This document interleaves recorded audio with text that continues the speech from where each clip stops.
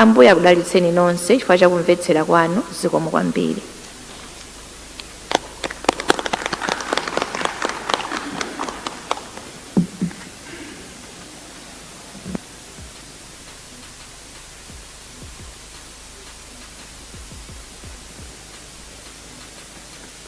Zikomo kwambiri apa mpando wa Malawi Electoral Commission. Uthenga walengedwa mchichewa ndi kukhulupirira kuti ambiri amva, koma titsimikize kuti wamchizungu tiugawaso ndi mtundu wosa Malawi kuti amene akufuna amvetsetseso. Ndi pano ndifuna ndipereke mpata kwa Mtolankhani kuti amene ali ndi mafunso afunse monga mwandondomeko ndi dongosolo. Muzikweza nzanjalo kuti ndikuoneni ndi mubwera patsogolo apa mupasidwa microphone mufunse funso lanu. Pofunsa kumbukirani kutchula dzina lanu ndi kumene mwachokera. Zikomo.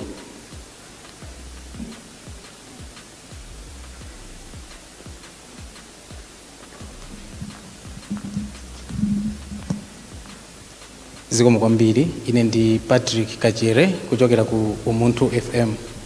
Mwakambapo kunena zoti bungwe lanu lizakhazikitsa njira ziwiri zotumizira zotsatira kuchoka ku constituency tali center kupita ku tali center. Njira yoyamba mwana zoti yapamanja ndipo yachiwiri zotsatira zomwezo zalowetsedwa pa makina. Kodi pozindikira zoti pakatipa anthu adapempha nkhani yokhuzana ndi auditing sinatheke. Mwina ngati bungwe lanu muchite zotani kuonesesa zoti anthu adzakhutire ndi zotsatira zimenezi nanga nkhani yokhuzana ndi chitetezo cha makina amenewa mwina chili motani? Zikomo.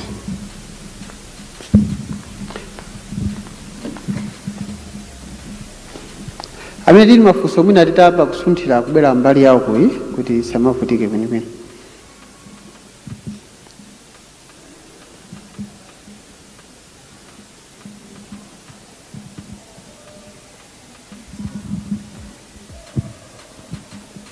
Ndine Chisomo Chingwalu wa Zodiac. Mwakambapo zokhudzana ndi awo amene amatithandizira kuyang'anira chisankho maiko ena international observers kufikira pano apanga confirm kuti akhale nafe ndi angati.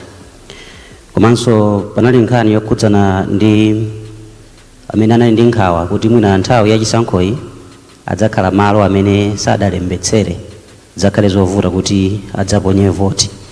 Mabungwe amati mwina mutaganiziraponso pamenepa. Sindikudziwa kuti adakufikirani mabungwewa kuti akusunthani ndipo commission ichitanji.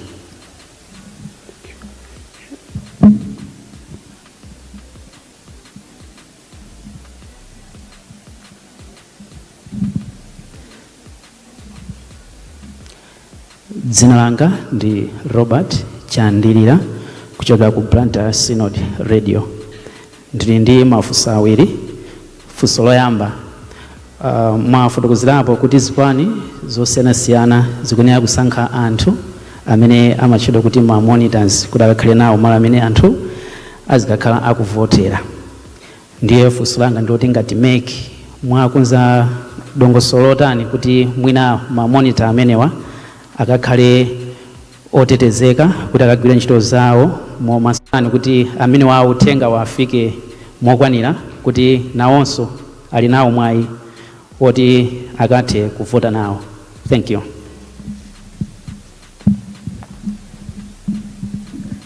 Zikomo kwambiri ndi apempha apa mpando wa Malawi Electoral Commission kuti ayankhepo pa mafunso amene afunsidwa. Zikomo.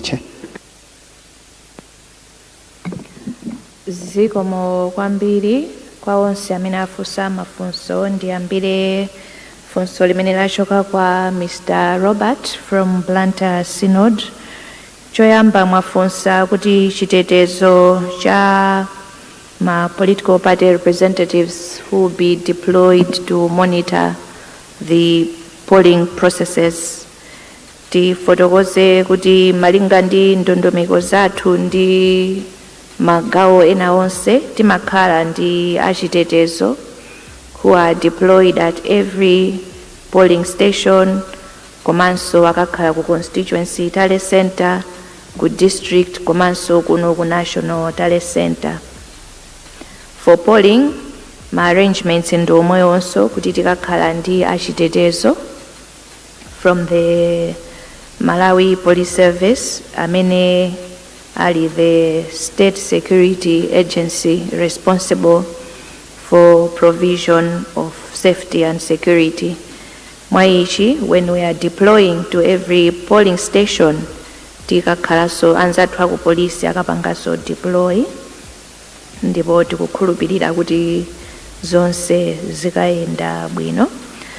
For anzathu amene ali ndi ulumali, persons with disabilities, choyambirira tifotokozere kuti alipodi iwo amene analembetsa. I do not immediately have the statistics, koma mutapita pa website pathu mutaukapeza data imeneyi.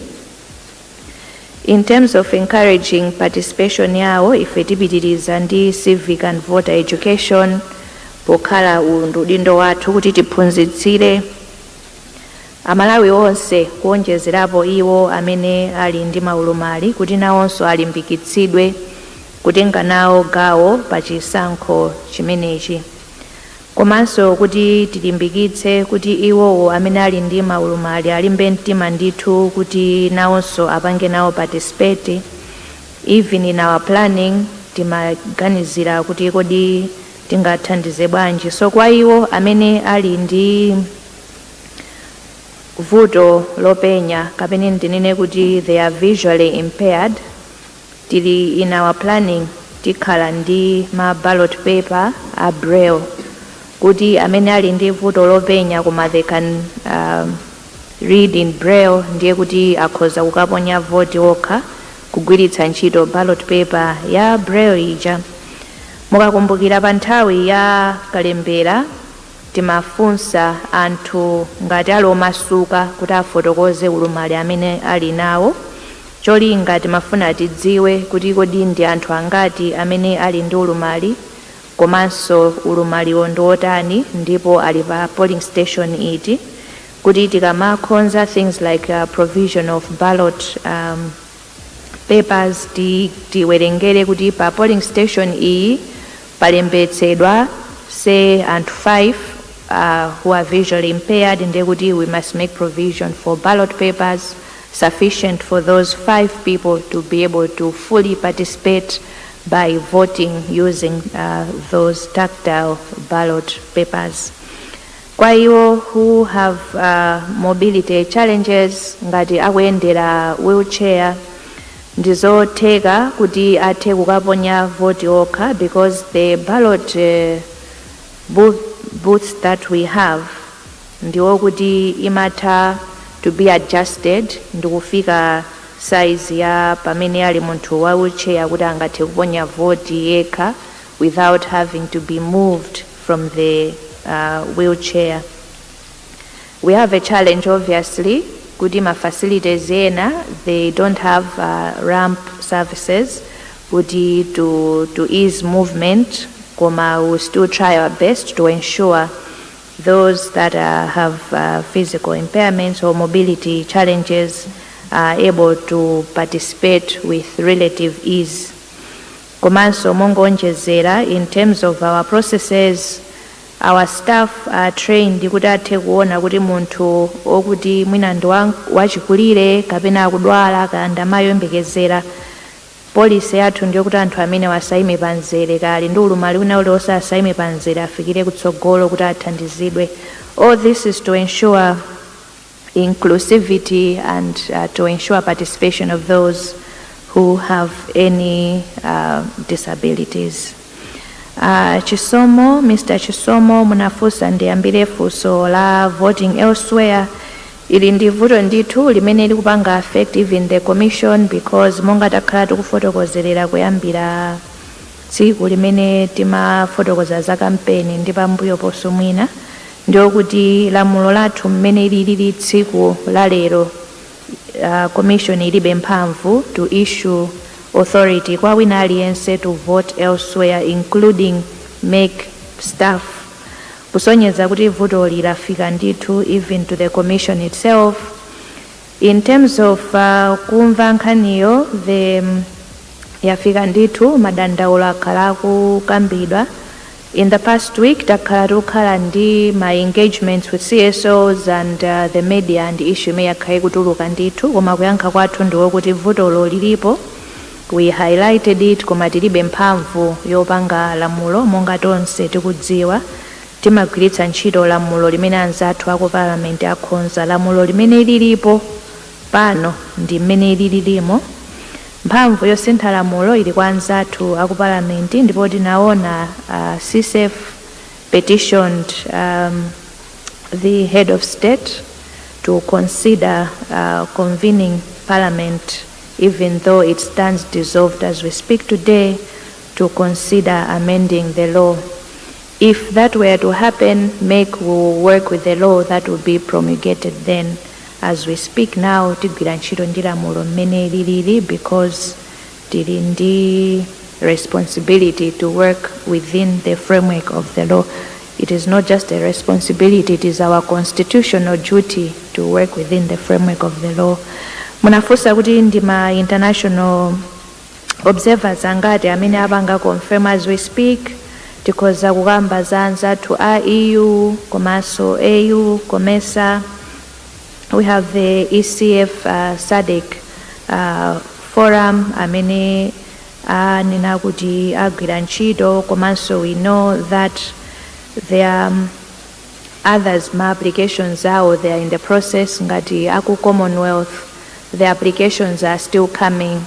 We will be updating the nation kuchitsogolo tikamaliza kulandira ma applications onse kuti amene apanga apply ndi awa, amene apangidwa accredit ndi awa, and this is the list of the observers that will be available during this 2025 election. Patrick Kanchele from Umuntu FM. Ndiambe kufotokoza kuti the electronic and manual transmission or the hybrid transmission, like I've indicated, zosezi cholinga ndichokuti titetezere the vote. Tikufuna kuti ma system ayende limodzi kuperekerana chitetezo, tisakhale ndi system imodzi kuti mwina apatakhala vuto system ina ayikhala ngati kuti ikuyenda ndi nzake. That is number one security, if you ask, kuti kodi nde mukumonetsetsa bwanji kuti zonse zikuyenda mokhulupirika. The redundancy is to ensure kuti sitili ndi system imodzi. Tikukumbukira tonse the challenges we had in 2019 with the manual, some of the manual result sheets zimene zinapezeka kuti they were corrupted with TPEX. Apa tikufuna kuti zonsezi ziyende limodzi kuti zikhale kuti they are complementing each other to ensure the security of the vote. Komanso tifotokoze kuti zikamachitika zonsezi, we have another layer in terms of the observers and the party monitors who are going to be available kuonerera kuti choyambirira mavoti awerengedwa moyenerera ndipo apangidwa rekodi moyenerera, ndipo result sheet imene yatuluka pa polling station, it is reflecting the results that have been counted. That is why chikumatidwa pa khoma kuti alese athe kuona kuti zimene zatuluka pano ndi izi. So we must remember that we have that document that has been pasted pa khoma, ndipo chofunikira chokuti aliyense akakhale ali tcheru ndicho kuti chimene chapangidwa posti pa khoma kuti ndi result imene yatuluka pamenepo chikakhale chofanana ndi chimene chikatuluke ku National Tally Center, both from the physical and the electronic transmission. Mwina ndiyankhe motero mafunso amene abwera zikomo kwambiri. Zikomo kwambiri, mafuna tione ngati panali mafunso ena. Ngati sindiona dzanja ndikuti ndikhala osimikizika kuti mafunso amene analipo pamwambo pamene tinakonza lero ndi omwewa. Ndi apempha pa mpando wa Malawi Electoral Commission atipase mawu awo otsekera. Zikomo kwambiri. Zikomo kwambiri Sangwani. Choyamba ndikuthokozeni nonse amene munabwera from the media houses. Chifukwa chakubwera kwanu, komanso ndithokoze amalawi onse amene mwakhala mukumvetsera pa wireless, pakanema, kaya pa masamba a mchezo. Mauthenga amene tapereka chonde tiyeni tiamvetsetse, komanso tiapereke monga mmene abwerera. Tonse tiyeni tigwirane manja to combat misinformation, disinformation and fake news. Tonse tamvera limodzi uthenga umene wabwera pano. Tikamva china chosiyana ndi zimene zakambidwa pano, tiyeni tiwongole. Ngati nafenso mwina takayika pena pake, tiyeni tifunse kuno kumeki kuti tipange clarify. Kuyambira mawa 9 o'clock tikhala tikulandira mapepala kuchoka kwa aspiring candidates athu for the presidency kuno ku BICC, komanso for MP and local government constituency returning officers. Tiyeni titsatire zimenezi ndithu kuti tokha tithe kuonerera kuti mwambo umene ukuyenda bwanji, komanso anthu amene akudzipereka ndi kuzionetsera kuti akufuna apikisane nawo ndi ati. Ambuye akudalitseni nonse. Zikomo kwambiri fa chakubwera kwanu. Zikomo kwambiri. Tinayamba ndi pemphero, ndi pemphaso mwaja anapempheraja kuti azatseke.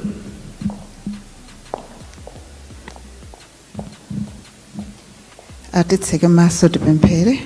Zikomo Yehova, tinakupemphani kuti mukhale nafe pa mkumano umenewo, ndipo takuonani mukukhala nafe, ndipo tikupitiriza Yehova kukatukulira m'manja mwanu komishoni ndena onse ogwira ntchito ku komishoni, makomishoners athu ngakhalenso acheya, komanso tikatulukira m'manja mwanu mwapadera onse amene akuonetsa chidwi kuti ayimire nawo pa masankho amene akubwera apa 16 September 2025. Kapatseni kulimbika mtima, kapatseni nzeru pamene akadutsa mu ndondomeko imeneyi yopereka zikalata zawo zakuonetsa chidwi. Pamene tikubwerera m'makomo mwathu tikapempha kuti mukatitetezere, komanso tikapempha chisomo chanu kuti chikatikute kuchokera lero kufikira ku nthawi za nthawi. Mu dzina la Yesu Khristu tapempha ndikusiya zonse. Amen. Amalizira msonkhano umenewu wa Mtolankhani umene bungwe la Malawi Electoral Commission MEC kudzera mwa wapampando wa bungwe limeneli amafotokozera za ndondomeko yolandira kalata zimene akupikisana pa mpando wa president achitire. Ndiye afotokozapo kuna kuti ndondomeko imeneyi ikuyamba pa mawa imeneli ndi pa 24 kufika ndithu pa 30 July pamene akhale akulandira kalata zimene zapereka dongosolo lamene ziyendere kwakukulu. Annabel Mtalimanja amene ndi wapampando wa bungwe limeneli la Malawi Electoral Commission MEC afotokoza zakuti pakhale kusunga mwambo ndi bata maka pamene atsogoleri amenewa akhale akupereka kalata zawo ku bungwe limeneli la Malawi Electoral Commission MEC. Atero kuno kuti malo amene akhale akulandirira kalata zimenezi si malo ochitira kampeni, koma ndi malo ang'ono okuti akalole ochepa chabe kuti akalowe kumeneko. Akambaponso nkhani yokhudzana ndi ndondomeko ya yotumizira zotsatira za chisankho mene idzayendere. Anthu akhala okamba zosiyana-siyana zokhudzana ndi kuti kodi zidzayenda motani. Ena amakamba kuna kuti adzagwiritse ntchito makina, komano amenewa Annabel Mtalimanja afotokoza kuti ndondomeko imene adzakhala kugwiritsa ntchito poponya voti imene amalawi adzagwiritse ntchito ndi ndondomeko ya manyo kapena kuti pamanja kugwiritsa ntchito mapepala, koma mwina potumizano tsopano zotsatirazo amene kumeneko ndi mene adzatumiza kudzera pa makina kuti zikafike mofulumira. Ndiye ndi zambiri zimene zakambidwa maka tsiku la lero pamene Annabel Mtalimanja akuti bungwe limeneli ndi lokonzeka kuonetsetsa kuti ndondomeko yonse yachisankho kuyambira ndi kutolera kalata zimene zikuchokera kwa amene aonetsa chidwi kuyima pa mpando wa president iyende bwino kufikiranso kumapeto kwenikweni. Ndiye kwakukulu amakambanso zokhudzana ndi amene akupereka zikalata zimenezi akuti pano akhoza kuchitiratu kupita kumene ku bungweli nkuchita ndithu kuonetsitsa zonse kuti akaunikire limodzi kuti kodi zofunikira ndi ziti zimene kakukhala maka mzikalata zoyenererazo. Ndiye akutera kuti zimakhala zochititsa manyazi kuti akapereka nkumakana kuna kuti ayi inutu simunakwaniritse ndondomeko iyo komanso simunakwaniritse icho. Ndiye pali zambiri zimene afotokoza titero kuno kuti bungwe limeneli la Malawi Electoral Commission kwakukulu latsindika kuna kuti ndondomeko imeneyi ndi ndondomeko imene iwowa agwire transparently pa Chingerezi akumatero. Ndiye pali zambiri zimene afotokoza zimene tikhale maka zinazo tikupatsireni mu nkhani zathu komanso ma program athu osiyanasiyana pano pa Zodiac. Ndi katero kuno ndi anzanga onse amene tidali limodzi tikufuleni nthawi yopambana komanso tibwezeretse ku nyumba yathu yolutsa mawu ku Adbridge House.